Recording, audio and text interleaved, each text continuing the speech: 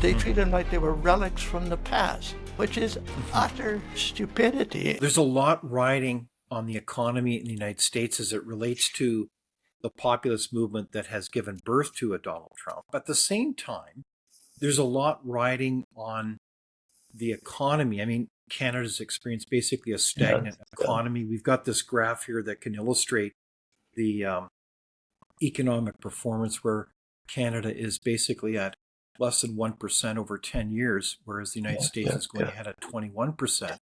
So the economy then is foundational then, is it not, to the national unity challenges that we face, Preston? Well, yes, I think the worse the performance of the economy, the more attention you get on the bounds of national unity. But David, I ask if I would ask public audiences, what's the greatest economic strength of Canada? On what ground are we internationally competitive, even bigger than the United States? Well, not population, not financial resources. We don't have the smartest government. We've proved that. But what we do have, we happen to be the second largest country by land mass in the world, which means we have either the largest or the second largest stock of natural resources. That the foundational building blocks of the Canadian economy are agriculture, energy, mining, forestry, and the fishery. And that doesn't mean, when you say agriculture, that doesn't mean just cows in the field and waving fields of grain. On top of that production sector is an agricultural manufacturing sector. On top of that is an agricultural service sector. On top of that is an agricultural knowledge sector. And that's the same for all the other natural resource sectors. But at the foundation is the natural resources. And how did the Trudeau government treat the natural resource sector? They treated them like they were relics from the past, or even worse, environmental liabilities. In other words, our greatest potential economic strength was shoved into the background, which is utter stupidity in my view. And if you're going to have an economic recovery, if you're going to have an economic revival, I think it's going to have to start by recognizing those natural resource sectors as fundamental building blocks of the Canadian economy. And there's no stronger advocates of that right now in the country than Premier Smith in Alberta and Premier Moe in Saskatchewan. Indeed. So this is the context of today, where we have a challenged economy, a stagnant economy.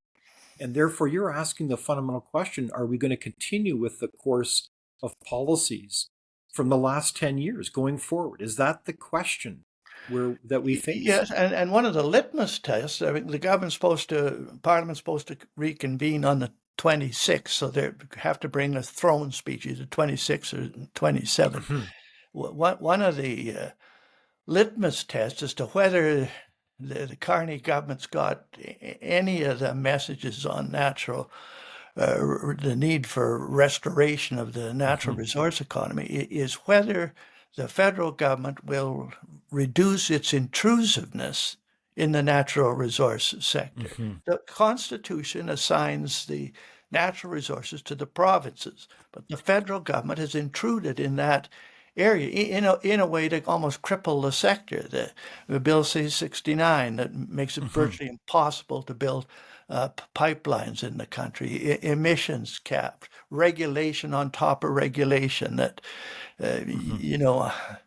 I just almost despair on when Prime Minister Chrétien came back from Kyoto. How far back was that, the Kyoto Accord? Long time back, 25 years, 30 years? Yes. I only asked him one question. I asked him if we reduce the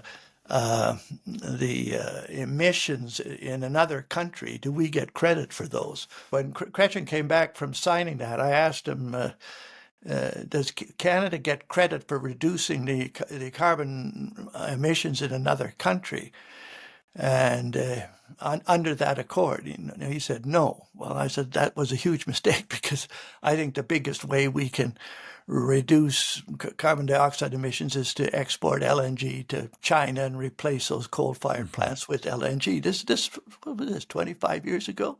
Since that Remarkable. time, the United States, which was about at the same status as Canada with respect to LNG, they have built 27 LNG export Hmm. facilities with the pipelines to support them and everything else. Hmm. Canada has not built one. No, it's remarkable. Why is that? Despite having nation after nation, whether it's Greece, whether it's the UK, whether it's, well, there's a whole list of them Oh, coming yes, and forward despite wanting this. having the capability, we have people that can build pipelines and LNG, understood LNG just as good as the Americans, but Hmm. crippled by government regulation, government delays by the federal government. So Hmm. coming back to one thing that would send a signal that the federal government is going to take the natural resource sector seriously would be whether this throne speech includes legislation to Hmm. amend the statutes which authorize federal intrusion in natural resources.